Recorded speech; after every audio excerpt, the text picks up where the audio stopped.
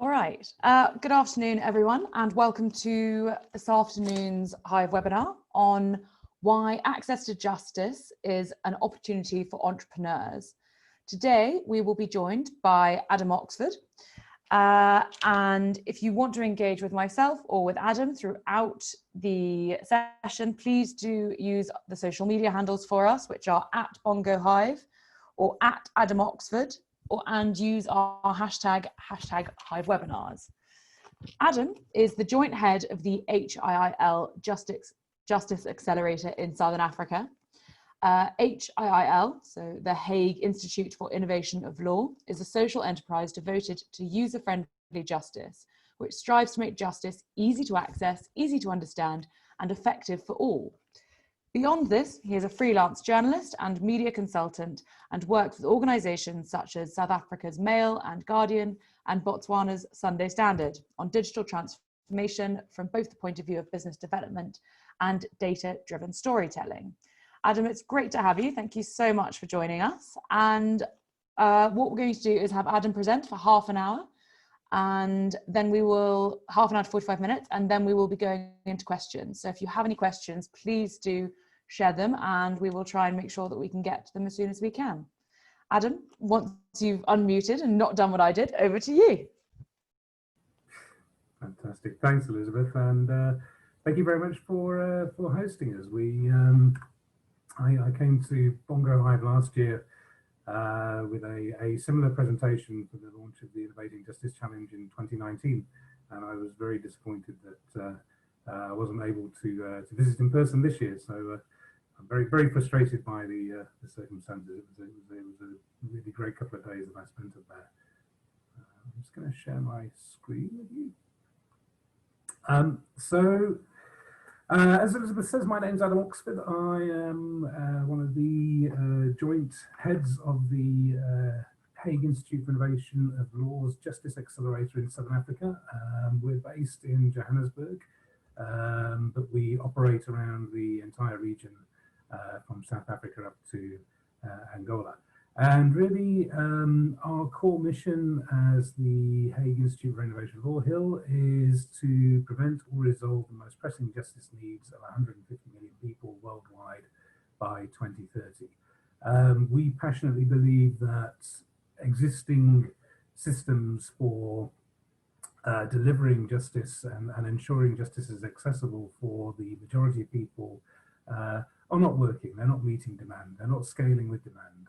Last year, according to our research, there were about 1 billion new justice problems created, and that ranges from crime to abuse to financial fraud, neighbour or business dispute, land disputes, and so on. Of those billion individual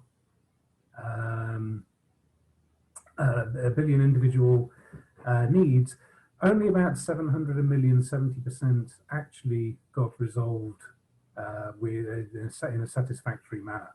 So we're quite passionate about the idea that existing justice services are great.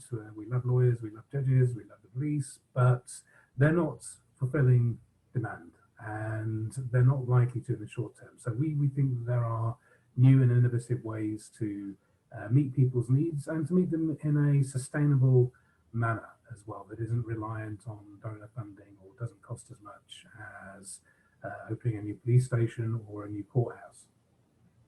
So the way we address this issue, one of the ways that we address this issue as HiiL, is we run a program called the HiiL Justice Accelerator, and related to that is the HiiL Innovating Justice Challenge. The call for justice innovations opened worldwide on the 10th of June. We're currently hosting a lot of webinars like this, sending out emails and talking to people as part of the promotion. And the call closes on the 5th of August. Okay. What we're looking for is a variety of things. So we think that the entire innovation pipeline when it comes to justice issues needs a lot of work. With the accelerator itself, we're looking for organizations who have a product or an MVP or something in the market, they have first users on board, and they have looked at their sustainability model to the extent that we can work with them to help them grow and scale as a business and as a product.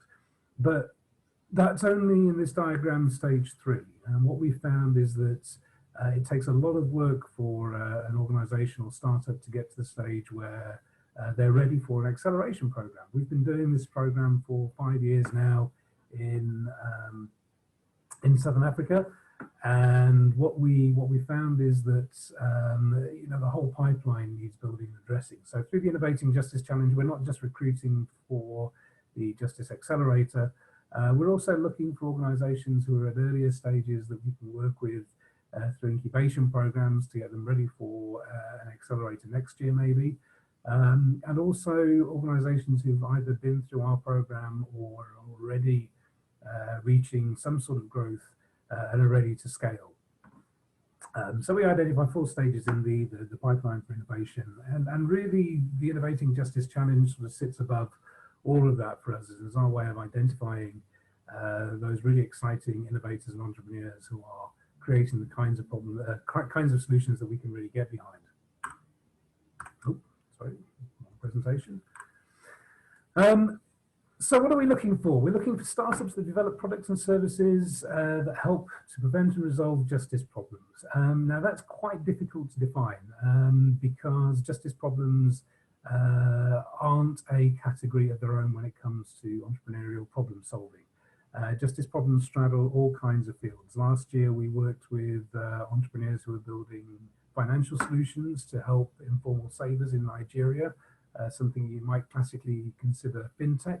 But they were really addressing the justice-related issue that many savers in Nigeria find their savings get ripped off and stolen. So there's a clear justice need there to tackle money problems. In South Africa, we have big justice issues around land reform, which we'd love to find an innovator who is addressing those. But we also have a lot of justice issues around small businesses and helping informal businesses to formalize, to get their documentation in order, to provide good employment contracts, and to resolve their disputes with suppliers or customers in as friendly and most positive way as possible. So justice problems are a very, very broad category.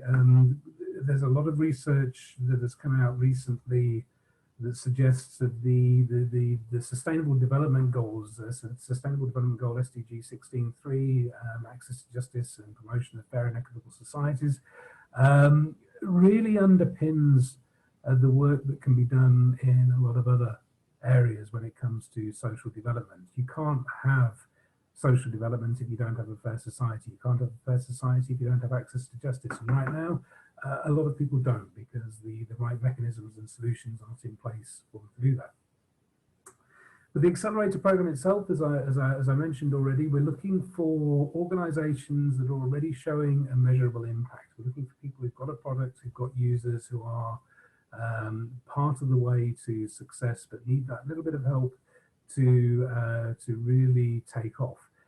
We're absolutely led by impact measurements and metrics. We believe that there's a lot of money when it comes to social development and social justice. A lot of money is wasted because it's measured by the amount of money you put into solving a problem rather than the output of whether or not that problem is solved. So we've set ourselves that very lofty goal, 150 million people by 2030. We don't cheat at that goal. We don't give money to websites who have an FAQ and then spend some money on Google Ads to get 1 million users and say, well, that's 150th of the way towards our goal. We invest in solutions that are really making a difference to people's lives on the ground. And the only way they can do that is to be designed for users on the ground.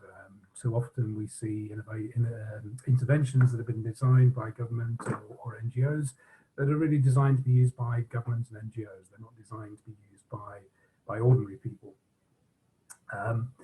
We're looking for innovations and entrepreneurs that can be financially sustainable.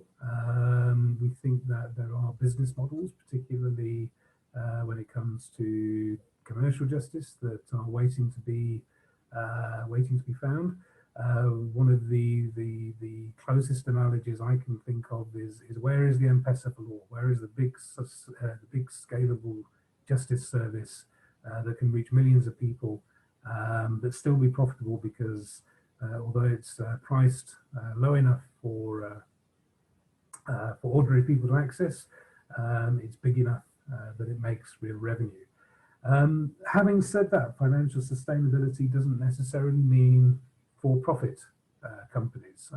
There is an enormous amount of money kicking around in corporate sustainable investment and donor funding, and we think that so long as you are demonstrating strong impact, that money is much more obtainable, and you can start to remove some of the precariousness of working in a donor-funded organization if you can prove that you are making a difference as you're doing it. So we really work hard with our entrepreneurs to help them understand how to measure that impact, and they're very, very related. We look for strong teams. Like any startup accelerator, we invest in people as much as we invest in solutions. We think that with the right people, with the right creativity, with the right motivation, understanding how to build a solution involves experimentation and pivoting, and it's the right people who are going to make the difference. We look for people who've got ambition, who don't just want to change the lives of a few people in their local community, but who know they have the answer to change lives for millions of people, not just in their own country, but across the continent. HiiL started out as 15 years ago as a research organization. So the way we work is we do a lot of research on what justice problems really are. We spend a lot of time, or a part of our organization spends a lot of time talking to people to understand what problems they encounter. And then we in the Accelerator go out and we find the innovators who are producing the solutions for those problems. What we find is that, generally speaking, justice problems tend to fall into one of 5 areas: family, employment, crime, land, and neighborhood disputes. So when it comes to selecting organizations for the Justice Accelerator, they're the 5 areas that we really focus on, because we know that's where the greatest impact can be had. This is where people are having problems. This is where solutions can make a big difference. This year, we're also going to be looking quite carefully for innovators who are building solutions specifically to deal with problems around coronavirus. What we've seen is that in sectors such as community paralegals, there's been a lot of interesting stuff happening. People who thought it would be decades before they were able to digitize and use remote tools to reach their clients or target market, are finding that suddenly they've been put in situations where they're having to tackle problems using WhatsApp and Facebook, and it's working. We really want to find those people and help them build capacity to scale their models, help others learn from what they're doing, and build on their success.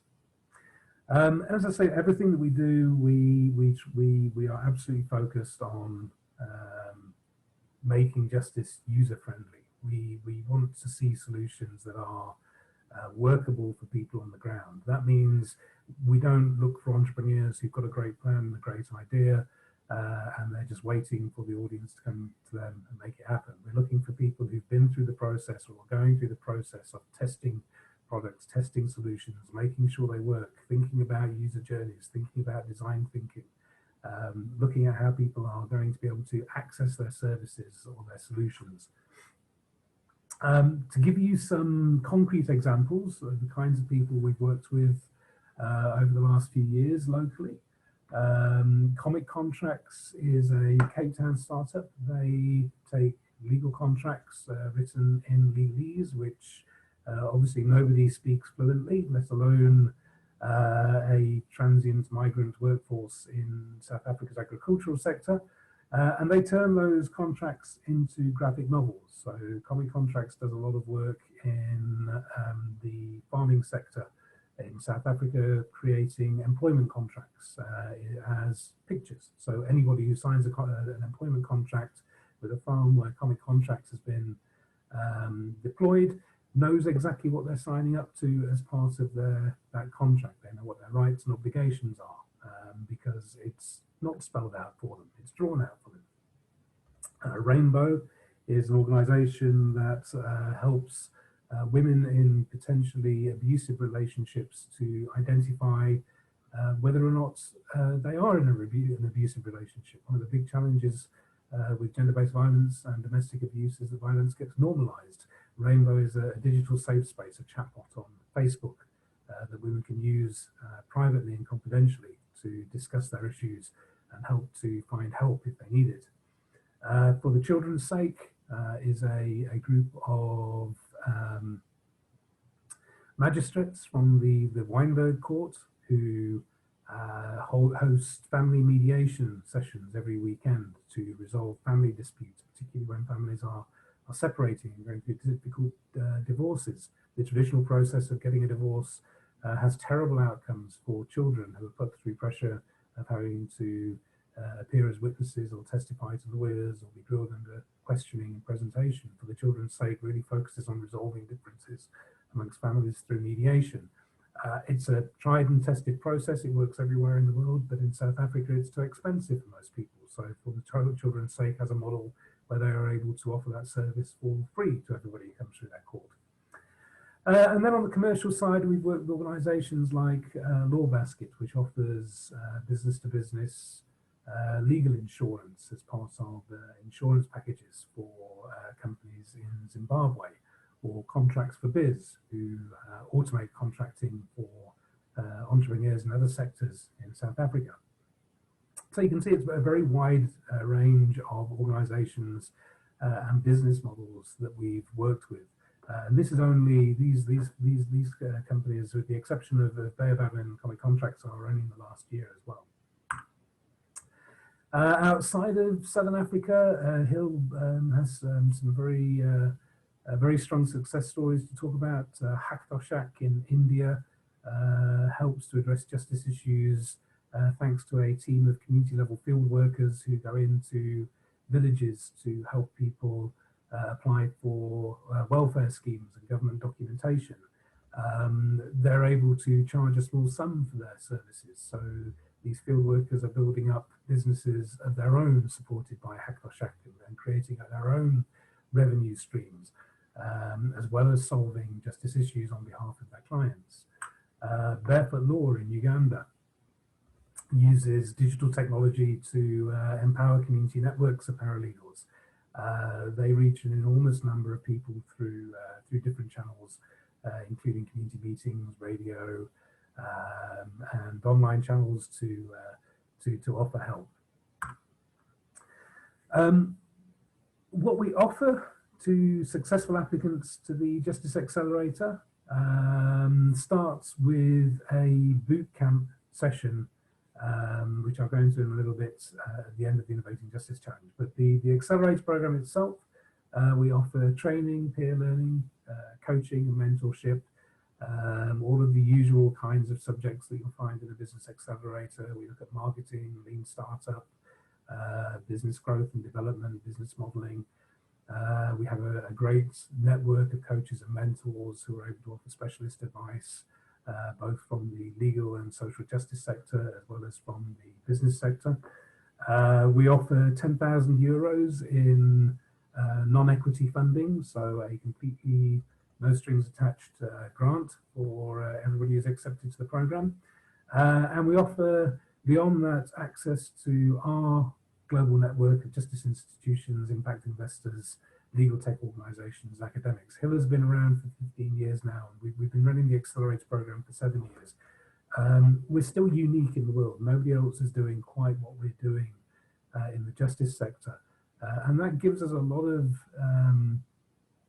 or gives us a lot of opportunities to make sure that our entrepreneurs, the people we work with, get the exposure they need to build partnerships to help them scale or to receive follow-on funding and investment. Investment particularly is something we're looking at this year, where we're building a bespoke fund for investing into justice innovations, and we're looking at extending our current model to possibly even running equity investments or helping to connect with equity investment opportunities as time goes on. And then we also offer international exposure through events like our Innovating Justice Forum, which takes place in The Hague every February. We're not quite sure how we're going to be hosting that event this year. It's always been a very, very successful event, but it has required flying everybody to The Hague in the Netherlands to appear on stage and pitch their work, which obviously isn't going to happen this year. It will be an online event, but we're still going to try and make it happen.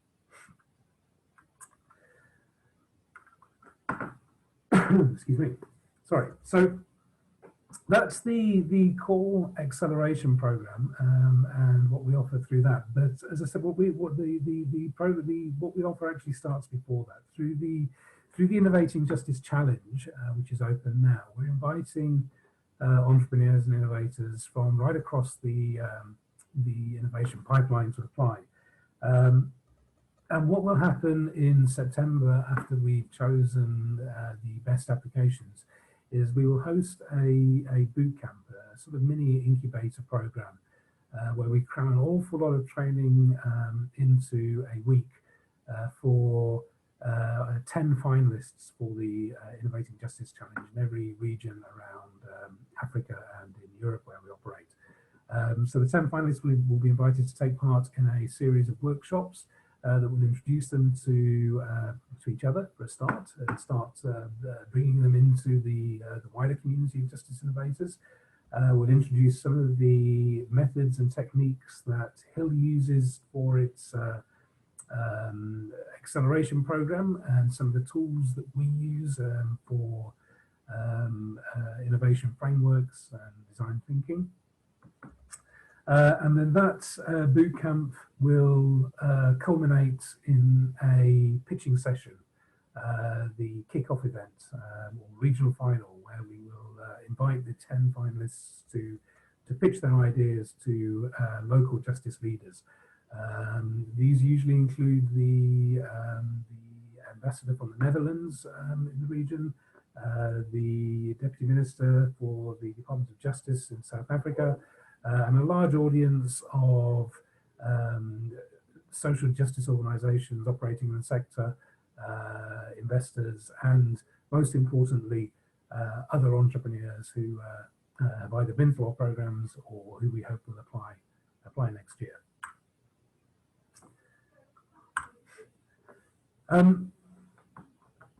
As part of the training in the Justice Accelerator proper, we offer the core of the Justice Accelerator this year is a 4-month program of very intensive training workshops and mentoring. But we also invite a small number of the most developed entrepreneurs to take part in what we call the Academy, the Justice Academy. This is again traditionally hosted in The Hague in the Netherlands, probably not this year. But involves again a week of really intensive workshops with international specialists and speakers from the justice sector, from the technology sector, management specialists. We introduce our entrepreneurs to our impact and measuring team, who can help them to really define their impact measurement metrics. And we do a lot of work around business ethics and pitch training as well. We actually place a surprising amount of importance on pitch training. If you can pitch to an audience and get your idea for your complex justice innovation over in 5 minutes and a few slides, then you have no problem going to meet future donors and investors as you try to grow it. I've spoken about coaching and mentorship already, so I'll skip a little bit over there. We also have, as part of the program, a lot of learning circles where we encourage our entrepreneurs as an international cohort, not just a local cohort, to gather online and share best advice and practices, and to hear from external experts who can talk to them about SEO, PR communications, product management, and things like that. And then, as I say, the whole program culminates usually in the Innovating Justice Forum in The Hague, where you can pitch to an international audience. So just to reiterate the timeline for applications, the call for applications is open now. You can apply at the website that is listed there, the HiiL.org Innovating Justice Challenge. And we'll be closing applications on the 5th of August. So there's about 3 weeks left to get applications in. I will say that as of yet, we're yet to support a startup in Zambia, and we'd really like to do it this year. We'd really like this year to be the year that we find somebody who fits our criteria and has the opportunity to grow and scale. So I'm hoping that through Bongo HiiL we'll be able to get the message out there and attract a few applicants. Yeah, if you want to know any more, there's the contact details. Our email address, justinnovatesa at HiiL.org. Myself and my colleague Temba Mavaka, who is also based out of the Johannesburg office. And again, the web link there for applications. And I should say that we are also we're supported in our work in this region by the Dutch National Postcode Lottery, who have funded us with a very generous grant to allow us to carry on these activities. So we really want to find some fantastic startups to take back to them, so they can show their funders, the Dutch public, how amazing innovators in Southern Africa are. Fantastic. Thanks a lot. Adam, that was great. Thank you so much. I've got quite a lot of questions actually, so I'm going to just jump straight in as we've got, I think, just over half an hour, just under half an hour left to try and get through some of those. So my first question was around the role of solutions, which you touched on at the beginning of your presentation, and how this kind of innovation and entrepreneurs can look to be a part of systemic change. And I suppose that leads to my question: how can you give any examples, or how is it that these innovations and these small businesses can challenge and perhaps inspire change where there are systemic failings within the justice system? Yeah, that's a great question, and I think I mean what we see, generally speaking, I mean, talking in generalities is never a good idea. But my experience, my personal experience over the last 5 years, has been that we see a lot of willingness within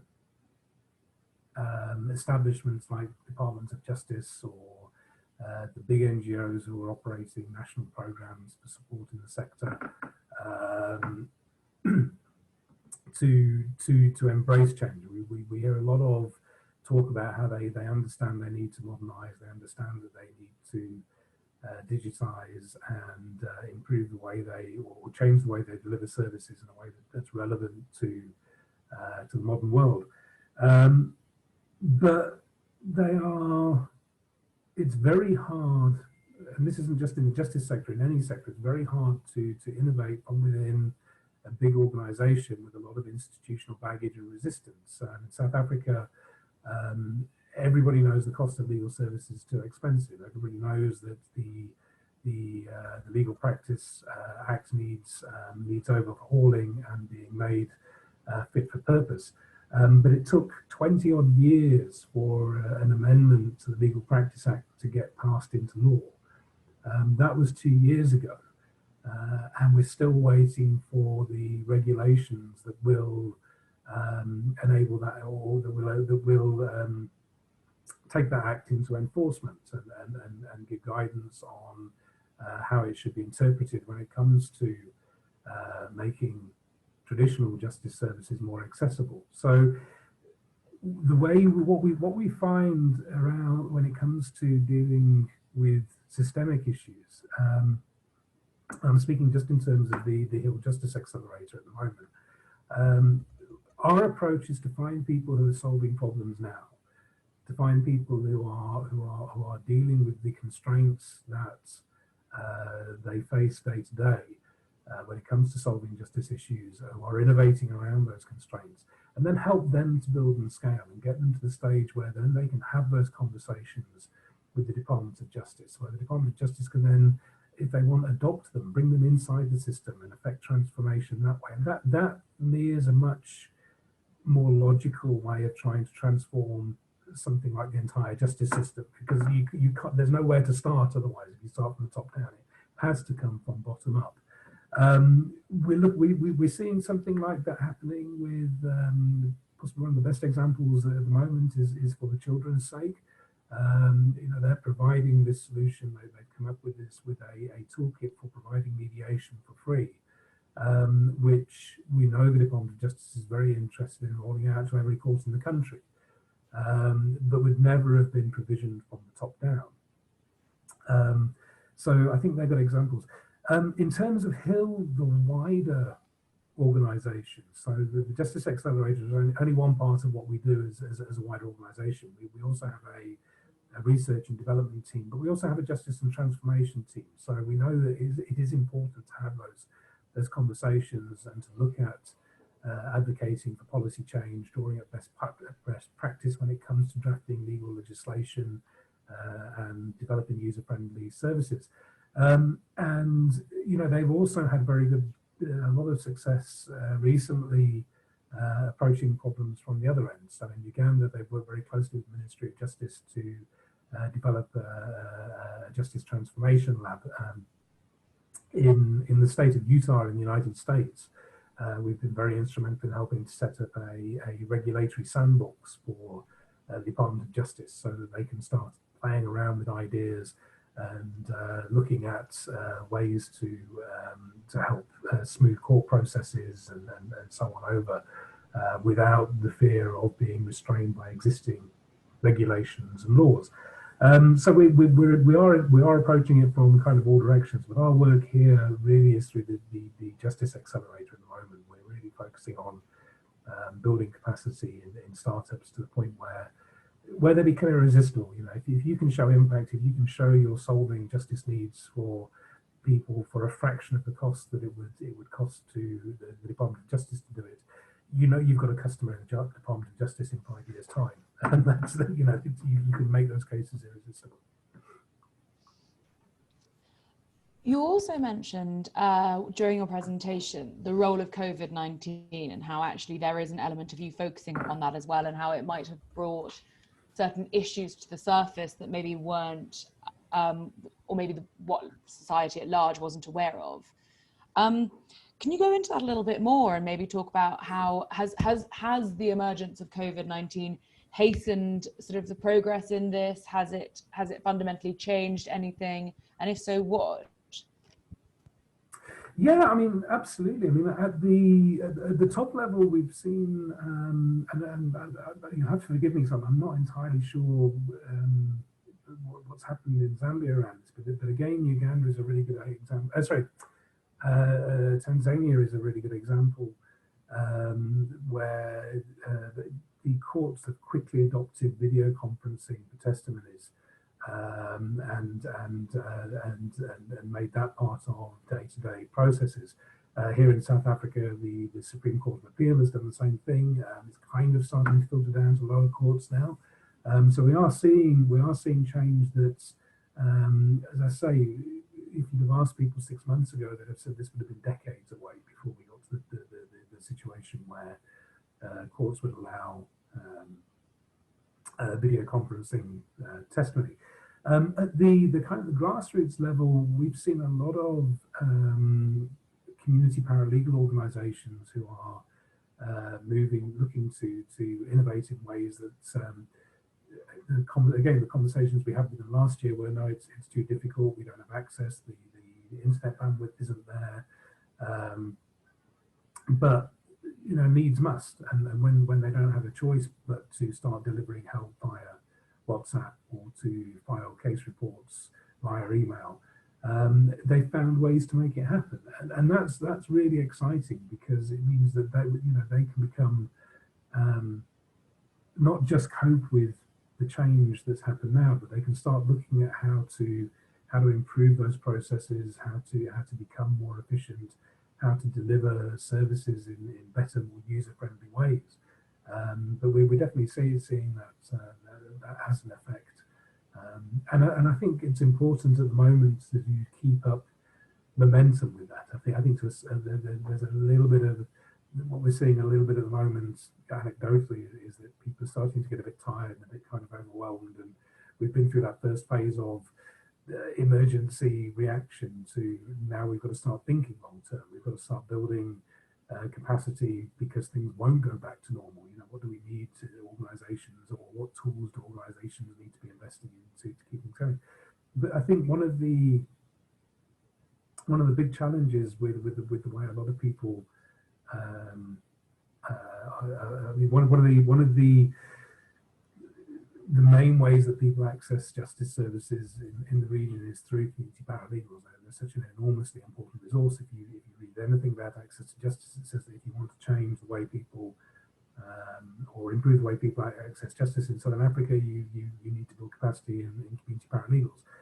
But when it comes to building capacity, there's been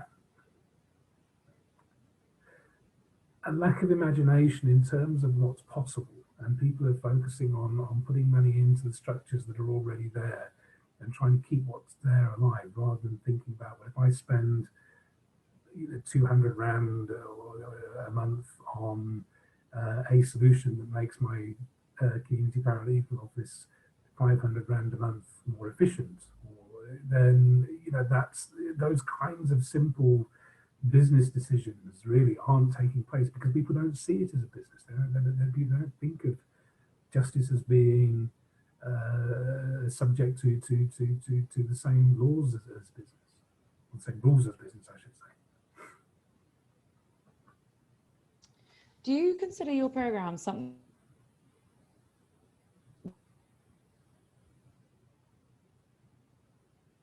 we're mainly focused on working with smaller businesses and startups, or indeed NGOs? Sorry, Elizabeth. I missed the beginning of your question. Sorry, the connection froze. Sorry. Oh, sorry. I was asking who, in terms of who you think you can work with through the Accelerator Program, but I suppose more widely, do you imagine that you could work with state or government institutions as well?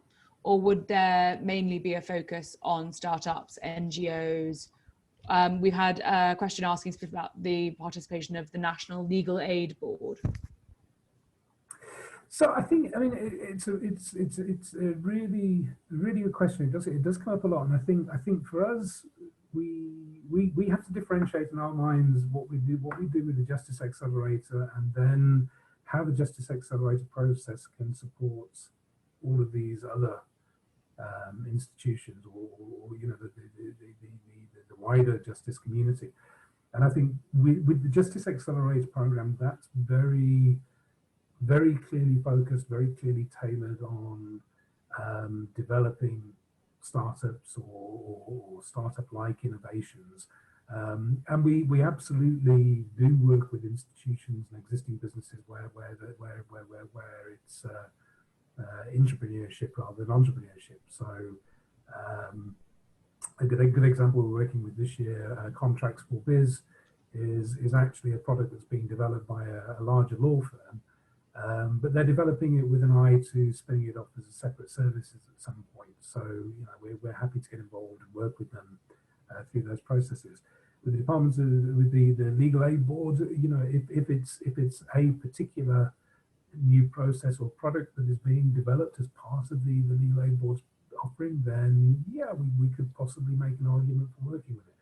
But I think there's a wider conversation where we need to get more involved. And I think HiiL is uniquely placed to host these conversations and say, well, how does an organisation like the Legal Aid Board leverage the innovation and entrepreneurship that is out there? How do they work together with entrepreneurs? How do they start bringing entrepreneurs into their systems? And it's the same sort of process of ecosystem building that we've seen in every other sector.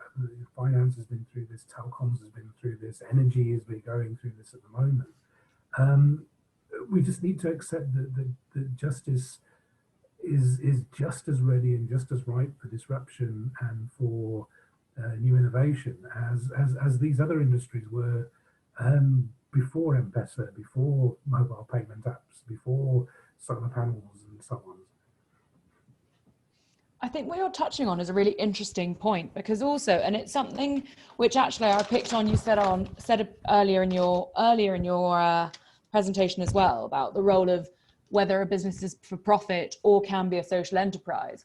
What we are seeing here is now the innovation of things which aren't necessarily private or profit-making businesses anymore. Mm-hmm. And the role that can have within society is obviously key. Do you think there is anyone who is particularly vulnerable to being left behind or being neglected? Whether it's now generally where we are in society or whether it's as a result of COVID, who do you think could be the real, whether it's proponents or beneficiaries of this kind of innovation? So when you say people, is it the people who may be left behind, do you mean in terms of innovations coming through not being able to reach them, or people who need innovations to address the issues they're having now? Because right now, you know, people are left behind. I mean, we know existing justice systems fail 70% of people who go to them, and quite often that is a factor of accessibility and cost. The majority of people who experience crime don't call the police because they don't trust the police, or there isn't a police station nearby, or they just don't see the point because they won't get a resolution through it. So you know, people are absolutely left behind, and I think that's where when I say that we're very focused on, you know, we're absolutely passionate about making justice user friendly. It's how do we reach those people in a way that is appropriate to them. If the question's about are we in danger of creating a digital divide by looking at innovation within justice, then I'd say we don't equate innovation with technology at all. We equate innovation with new ideas addressing old problems, and the process of developing those ideas into something that can scale. So Haqsha, I would say, is a great example of that. It's a very people-focused innovation. It relies on a huge network of female entrepreneurs who sit down with people, walk them through filling in forms, literally fill in the form with them over a kitchen table. But what makes that work is that they're able to centralize some of the work that goes into that. They're able to create a centralized resource that the entrepreneurs in the field, all of these women who are building their own businesses, they then have a mobile platform that they can tap into. But what we see almost without fail, I can't think of any solution that we've worked with so far where it's been an entirely digital solution. And what we almost invariably find where innovators are trying to develop something that is purely digital is that people don't want that. We worked with an organisation a couple of years ago that was producing self-help videos so that people could represent themselves in court. People would watch the videos, they go, yeah, that's really interesting, I learned a lot.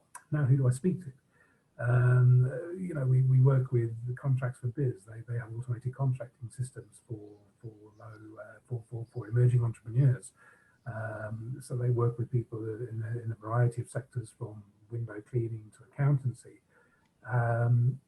Nobody uses their automated platform until they've been onboarded by a person. They won't trust the technology until a person has sat down and said, yes, it's okay to do this. So there's always a human face to what we do, because that's, you know, to a large extent, is what makes the innovation work. That's what people who need help want.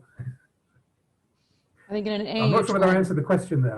I sort of went around. No, around I a think lot, yeah. I thought it was great. And I think in an age where technology seems to be the standard go-to association with innovation, it's very refreshing to hear you refer to it, how innovation can just be a way of approaching something differently or thinking about things in a different way. And I think that's a really important and interesting point that we often forget when we get caught up in the role of technology within innovation.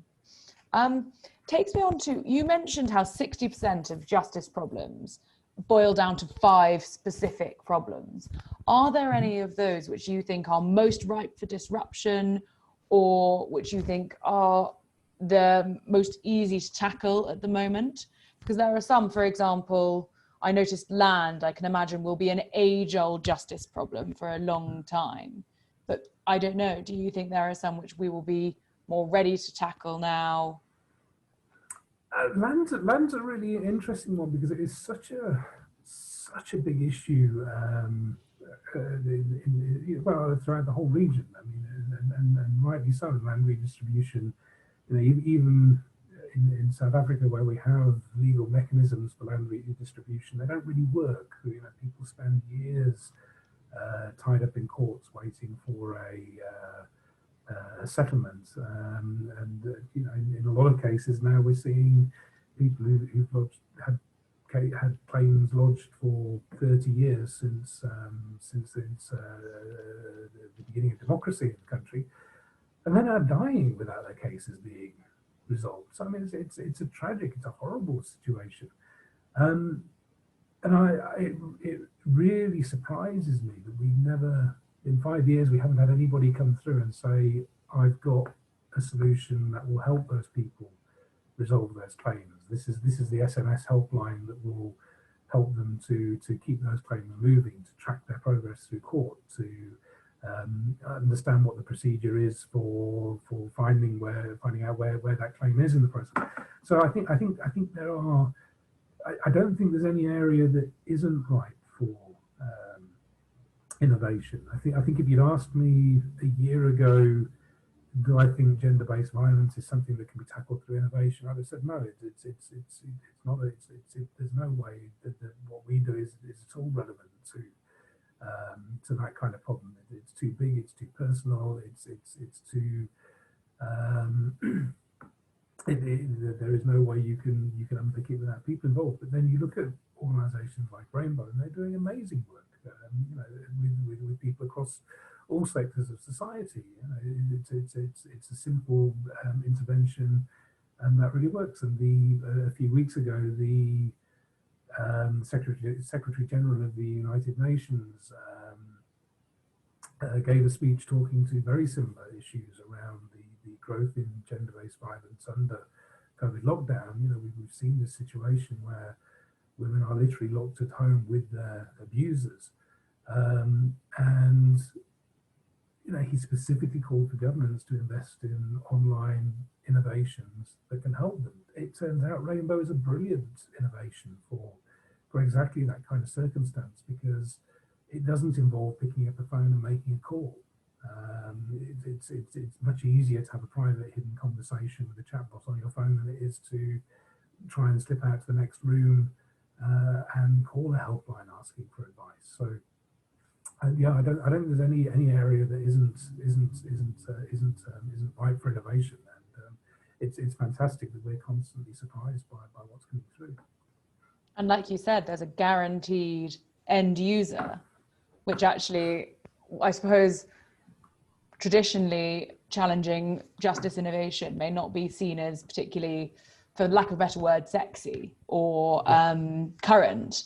And yet, like you said, there will always be an end user, because you're always going to find departments of justice wanting to invest and hopefully expand these technologies as long as they are fundamentally benefiting someone. And as you see the growth of the UN SDGs and the role of ethical investments, one could think the only way is up in that point.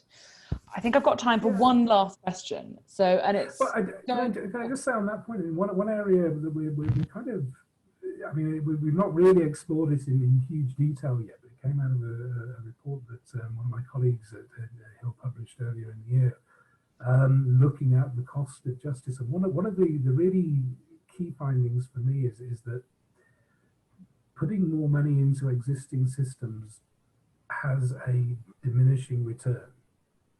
And when ministers of justice try to address a problem, the instinctive reaction is to throw more money at it, develop more top-down solutions. But when you look at their impact, their effectiveness, their return on investment, it dwindles. The more money you put into the justice system, it gets a little bit better. It doesn't get a lot better for a lot more money. Whereas when you put a lot of money into small innovations, or just a little bit of money into small innovations, you can start making big change very, very quickly. In a year, we can start seeing scaling people up and being better. So, and that kind of argument is one that I think, you know, we, as somebody involved in this sector, in the innovation in this sector, we really need to start building that portfolio of successful innovations to take the Department of Justice and say, look, this is how you spend money when it comes to providing better solutions. This is how you reach people, and you can do it for far less money than it's going to cost you. Mm. And definition of grassroots, right? That's almost where it came from, was letting it come from those particular niches that look like they need help. And then they expand from there. I always say to all of the companies who work with Bongo Hive, people forget that Amazon started off just selling books, and then the power that created is, and I think that's a good metaphor for almost any business that's looking to fundamentally create change. So on to my last question, which actually takes us almost back to the beginning of your presentation, and I thought was so interesting, around really what is a justice innovation, because you talked about how it can take the role of something which might be seen as a fintech, or it can take the role as what could be seen as a communication device or a messaging device, if you look at what you were saying about gender-based violence. Do you think, and it would be such a nice way to finish, you could summarize as best you can, I appreciate how hard that is, what you see justice innovation to be? Oh, I should be able to do this after 5 years, shouldn't I? So I think a justice innovation is something that is helping people to. I want to fall back into our typical language. Whenever we're asked a question, we always fall back on our own sort of mission to prevent or resolve pressing justice needs. So, I mean, a justice innovation to us is something that is working to prevent or resolve an identifiable justice need. If you can explain to us what the justice need is that you are addressing, you are a justice innovator, and you know, that's really a key part of our application process. In the very broadest sense, I would say a justice innovation is anything that is helping to make the world a fairer and more equitable place. Justice is about fairness. Traditionally speaking, almost every society in the world treats justice as a cost center. It's something to spend money on, paying police officers and sending people to prison, and winning votes by sending more people to prison. But justice, in its traditional sense, in its African sense, you know, it's about achieving fair resolutions for everybody. It's about leveling the playing field and making sure everybody has the opportunity to resolve their issues. So yeah, that for me is a justice innovation.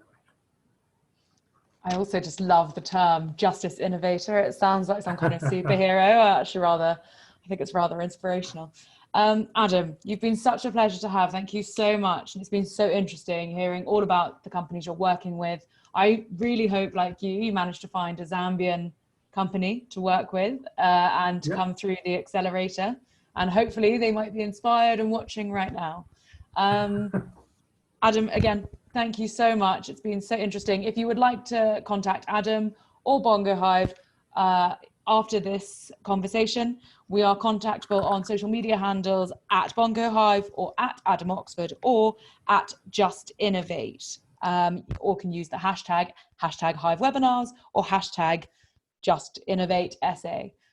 Adam, thank you so much again, and thank you everyone for watching, and hopefully see you all again soon. Thanks, Elizabeth. Bye. Thank you, Adam.